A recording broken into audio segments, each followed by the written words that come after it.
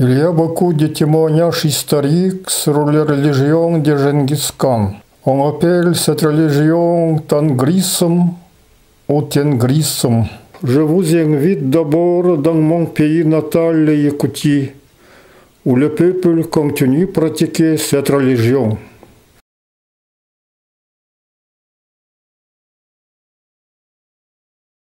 Regardez d'abord une cérémonie tengris qui reproduit fidèlement les coutumes des peuples des steppes. Odun kanun ohutunan Siriyattan baratattan eppitiger simmitiger erçim tardıllan kellen. Çınız Khanı yağınan kihayma kettekekkeler algıstaq suol Allaha jetten aniye doyduga targanın. Kihi kihite kihilek kihi kihitten kihi kihili kihi bolan ayıl kabiteygetinden arıllan ihiyagın. Ürüngä yitangara ütüye kүйhä, kün otun sılaha sılama sarıyala itiite ilgete bolan, iyetin mütiger kele tordun, saka bolan sandariyagın, kün kurduk kölümniyagın, sıp sılas ottubut opputugar, sürekpetiye yitiger, aniye doydunan arbıppıtıgar, analbıtın, ılımıppıtıgar, uygu buyan tühet uruktun, jol bot tardıllan kele tordun. Uruy aykhal! Uruy aykhal! Uruy tusku! Uruy tusku! Aykhal Mişil! Aykhal Mişil!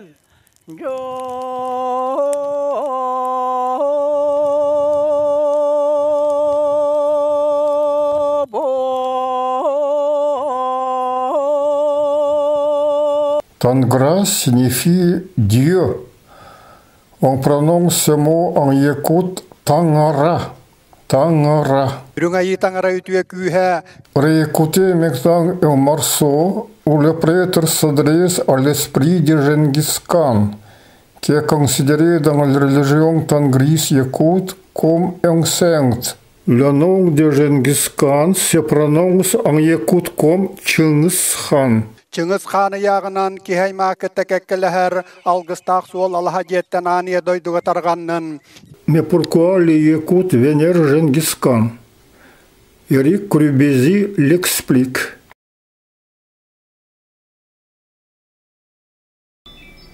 Le puzzle semble donc se mettre en place.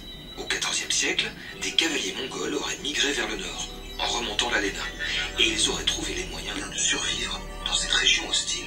Les Yakoutes d'aujourd'hui sont bien les descendants des premiers arrivants venus de Mongolie et du sud du lac Baïkal vers le XIVe siècle. L'empire de Gengis Khan éclate. Il y a beaucoup de tribus qui migrent vers l'ouest. Ça, c'est des éléments qui sont connus.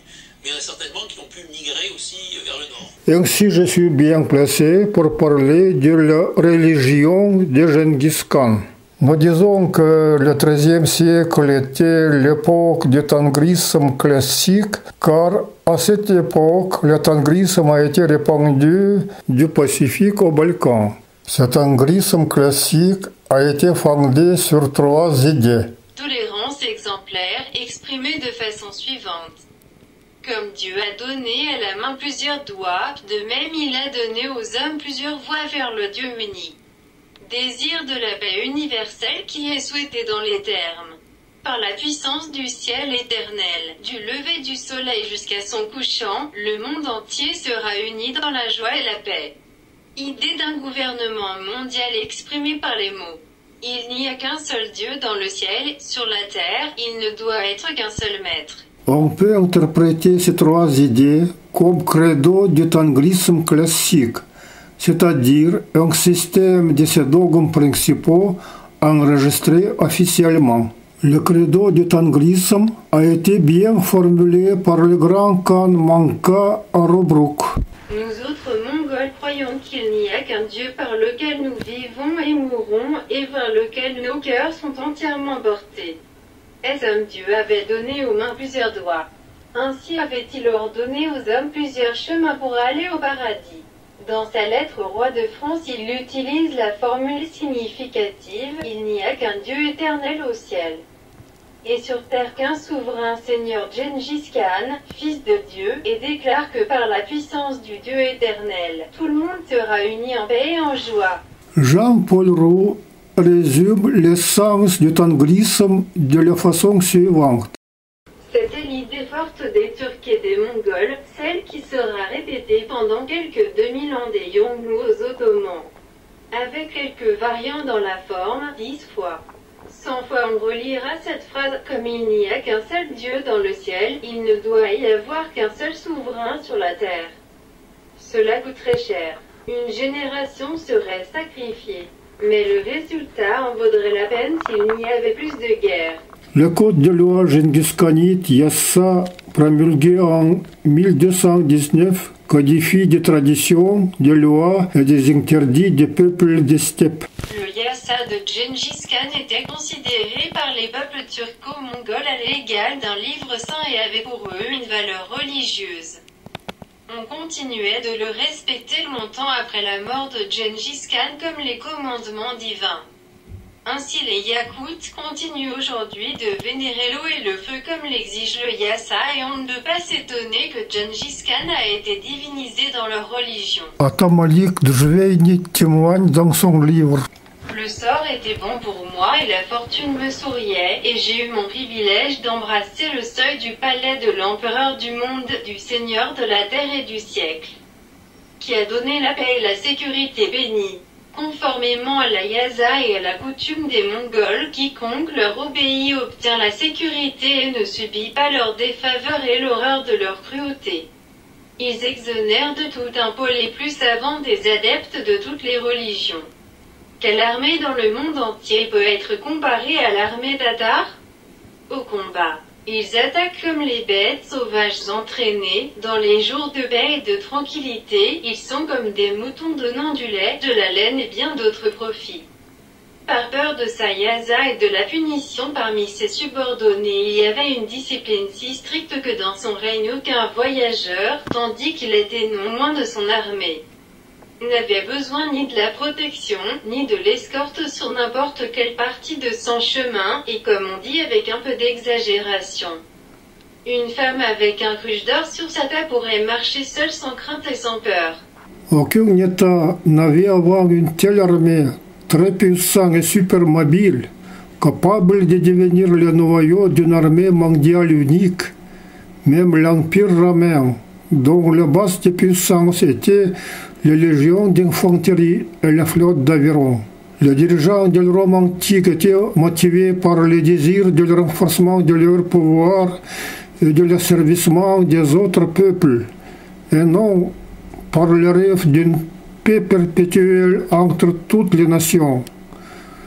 Max Gallo décrit bien ces sentiments dans son roman. César marche dans le camp, seul. Il imagine la puissance que lui donneront ses conquêtes, ses trésors, ces peuples qu'il pourrait vendre comme esclaves. Moi, Gaius Julius César. Et la Gaule protégée par de nouvelles conquêtes de Germanie et de l'île de Bretagne serait le joyau de Rome, avec son peuple industrieux, nombreux, ses larges fleuves et ses richesses à blé. Ses villes aux greniers ventrus. Mon bien, les Romains se distinguaient par leur cruauté. Notons que selon les calculs de César, ses troupes durant la conquête de la Gaule ont tué 1 192 000 personnes, ont capturé et asservi environ d'1 million d'habitants dans un pays de 10 à 12 millions d'habitants. Aucun autre peuple ne pratiquait pas à la grande échelle les jeux de gladiateurs avec la construction des arènes spéciales comme le Colisée. On continue néanmoins de cultiver la grande admiration sur la façon comment la Rome, pratiquement un village avec 200 familles, a conquis de vastes territoires. Pourtant l'Empire mongol avait 8 fois plus de territoire qu'il a conquis 15 fois plus rapidement pendant seulement 60 ans. On peut dire ainsi que les armées des cavaliers tengristes des steppes étaient 120 fois plus efficaces que les armées romaines. On pardonne à César tous ses défauts car il est considéré comme l'archétype d'un homme civilisé. Il est impossible de ne pas reconnaître la capacité des Romains à bâtir l'État. Mais les peuples des steppes l'étaient aussi, ce qui est noté par René Grousset dans les termes suivants, les races de commandement. Les nations impériales sont peu nombreuses.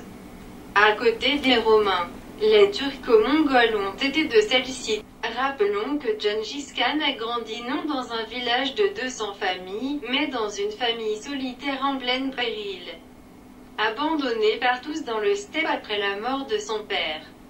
Il ne pouvait, dans de telles conditions, que de concevoir et de renforcer son rêve de sécurité et de paix. Regardez une prière de Gengis Khan à Тангра, de film d'Andrei Borisov. И воды Тенгиз, дарующие жизнь. Благословенно небо, Тенгри, Создатель мой. Я избрал путь следовать Твоему велению. Дай мне сил соблюдать закон Твой и хранить его всем сердцем. Тенгри, меч мой, научающий руки моей битве, щит мой, ограждающий от беззакония. Преклони небеса Твои и сойди, коснись гор, блесни молнии и рассей огненными стрелами врагов моих. Избавь мой народ и спаси от руки сынов иноплеменных, несущих погибель. Счастлив народ, у которого есть Твой закон. Счастлив народ, у которого небо есть Бог. Et maintenant, regardez les photos des prières des écoutes contemporaines. La religion de Gengis Khan est toujours vivante.